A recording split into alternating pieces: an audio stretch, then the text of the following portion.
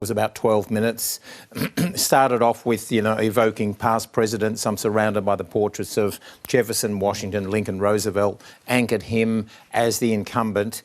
But as you say, then talked about hope and versus hate, unity versus division, that America has to make that choice.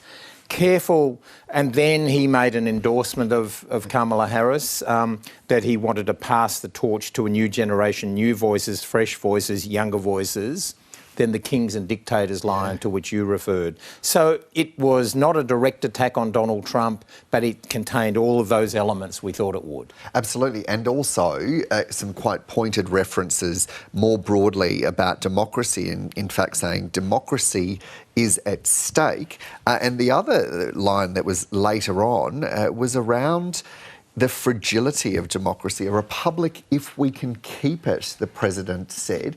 What did you make of that? Again, I think he's stepping back a bit from the rhetoric that he used before the assassination attempt, where he talked about directly Donald Trump is endangering democracy, which could, by the fanatics and the people prone to violence, be taken to be some sort of dog whistle, which I don't think he would have intended. He's not that sort of person. But I think his rhetoric was dialed back. It was quite oblique, the references.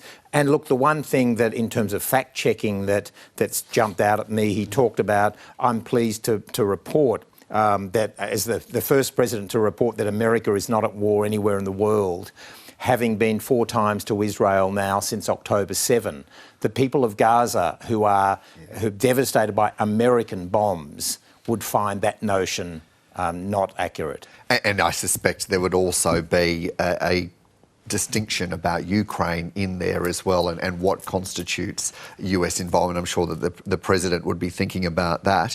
There was also a nod to work to be done in the coming 6 months, including about the Supreme Court reform. Now, this has been pretty widely talked about, not by the president that I can recall, though. This seems to have been a direct line saying this is what I'm going to be doing. That's right. That was in some ways the surprise or news element out of this, was that he's going to try to use the remainder of his time to look at that Supreme Court reform to get in before any possible Trump return. Now, that will be controversial, but he's probably trying to do it while the Democrats at least have the numbers. Yeah, and that's not going to be easy, is it? Because we know that getting it through Congress has already been incredibly challenging with the makeup that it has right now, let alone on the eve of an election. Voters don't take well to changes to Supreme Court, to that inalienable check and balance there. That's right. As you know, Dan, anything to do with the Supreme Court in America, because the subtext to that in America, especially for women, is Roe versus Wade. And so that, for the Democrats, you notice Kamala Harris now talking about reproductive rights. That's her number one campaign slogan.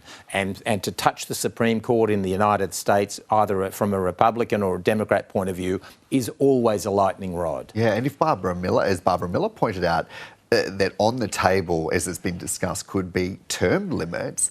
I mean, this is going to be an enormous red flag, isn't it? Because at the moment, you're appointed for life unless you decide to step down or, of course, are really impeached from that role. Well, that's right. We saw with the famous case of Ruth Bader Ginsburg, who wanted to stay on. And I think many people... Obama wanted her to go. That's right. And many people say if she had left and allowed Obama to make the replacement, then Roe versus Wade would not have been jeopardised. But, of course, it's the decision of the Supreme Court judge, as it was Joe Biden's decision not to recontest. Not like Australian politics, where Paul Keating supporters knocked on the door of Bob Hawke one day and said, your number's up, pal. Doesn't work that way in America. So despite all of the chaos of the Democrats in the last few weeks, tearing themselves apart, somehow they've come out of this in pretty good shape. Yeah, and I just want to pick up on that point that we just had discussed with Barbara Miller as well, and you touched on it.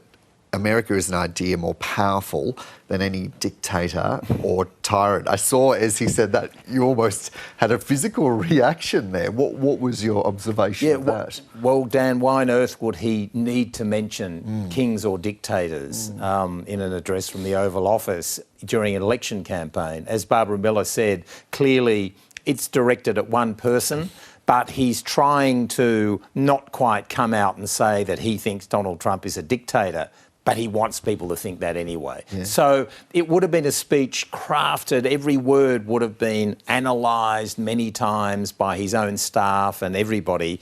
Clever speech, hit the right tone and dignified, didn't go too far, but I think gave us a sense of legacy, job creation, various other things.